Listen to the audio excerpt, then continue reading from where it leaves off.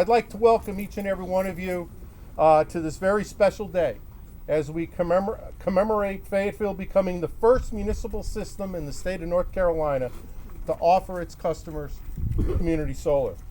Community solar allows our customers, Community solar will allow our customers to subscribe and invest in solar, get the benefits of solar without having to put panels on their roof. It's kind of unique that, and also special, that we have this facility at our Butler Warner generation plant, because as many of you know, PWC is also the only municipal utility in the state of North Carolina that owns its own generation plant. And this plant has been also providing benefits to our customers for almost 30 years. So this is a very special day and a very special place for us. Our solar farm will produce 1 megawatt of electricity from the sun, has over 3,300 panels, and it's tied to 500 kilowatts of battery storage. That will allow us to use the sun to charge the batteries and to discharge those batteries when we have our peak usage times, saving all of our customers money. In addition, there's another unique distinction to this facility. This is the first facility in the state of North Carolina that also has solar directly coupled to battery. So this is another unique first for North Carolina, and it's right here in Fayetteville.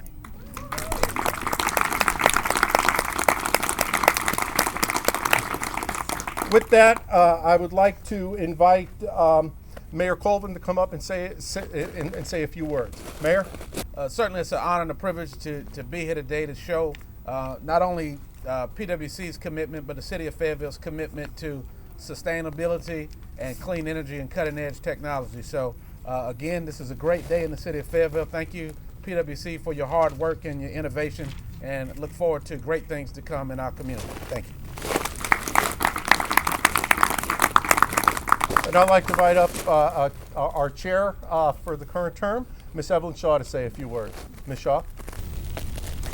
We have, at PWC, always maintained that a hometown utility is the very best of the best. Being first with a project such as this in the state should make all of us very proud. But more importantly, it should allow us to capture and believe in the fact that what we say we're going to do, we make strides to do it. And we've done that with the local partners that Mr. Trago has named, DSI and Horn Brothers, the people who did the wonderful design build, and of course the PWC team. I've worked with many boards in my brief lifetime, but none better than the folk at PWC. So I would ask you once again to put your hands together and really applaud them for this outstanding work.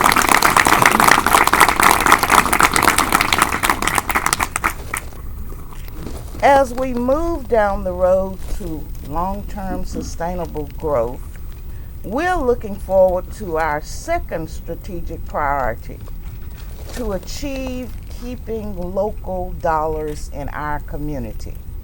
And as I said earlier, and as Mr. Trago said, the first step is to bring in local vendors. And most of you have heard about the fact that PWC has made a concerted effort to build local business capacity. That's become somewhat of a mantra for us over the last 2+ years.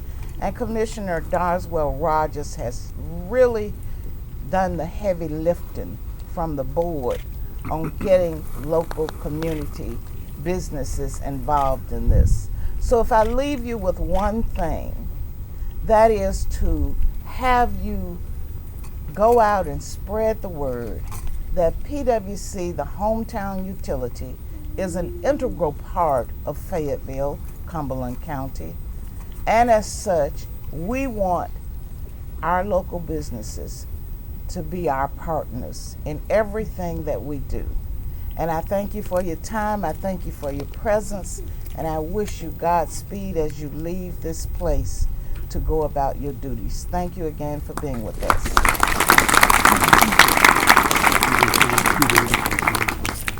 We'll start signing customers up starting November 1st.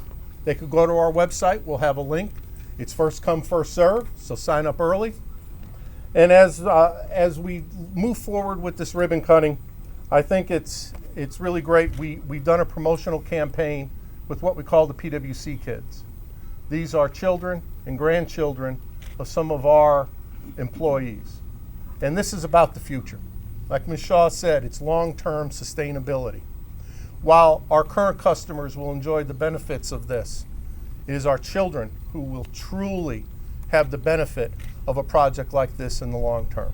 So I'd like to invite up the commissioners to do the ribbon cutting, as well as our solar kids to come up here and join us. Hey, come on up.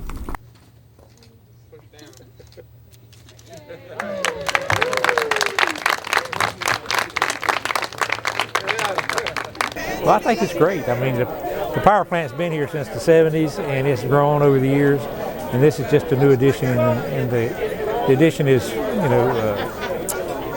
fitting right in with today's thoughts about how power should be generated.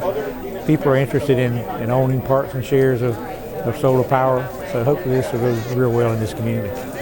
Typically, the solar panel, you would have to use it when the sun is out, and then when the sun went in, you'd have to crank up a different kind of generation to cover the customers. So the battery storage, you can just continue to use the sun storage that you've accumulated over the days. And this is a way that we felt was the best way to let our community take advantage of solar power, be a part of the green movement, and not have to take the risk associated with putting panels on your house or that kind of thing, but actually have the panels maintained by a utility whose business it is to do that, yet still have the benefits of participating in the solar program. So we think it was a win-win for the city. I tell you what, it's a great day to be in public power again in North Carolina. You know, this is a classic example of local control and being able to make decisions at the local community level.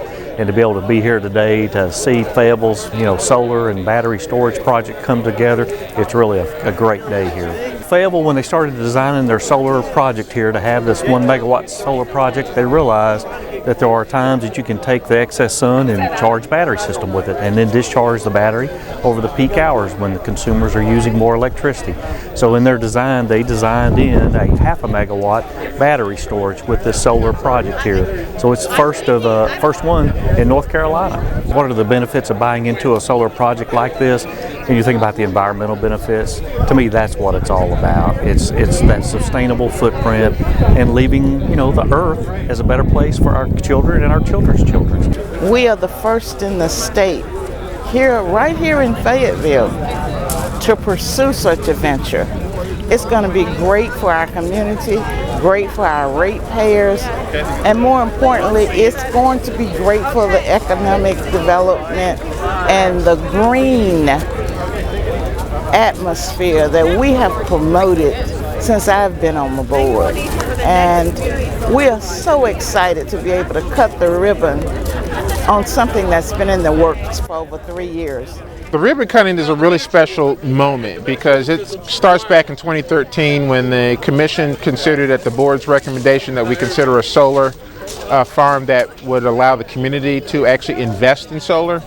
And what's gratifying about the ribbon cutting today is the attendance. And so it was just a great day, and we had perfect weather for it. I think it's going to be a lot of enthusiasm. I get people talking about green energy and solar panels all the time.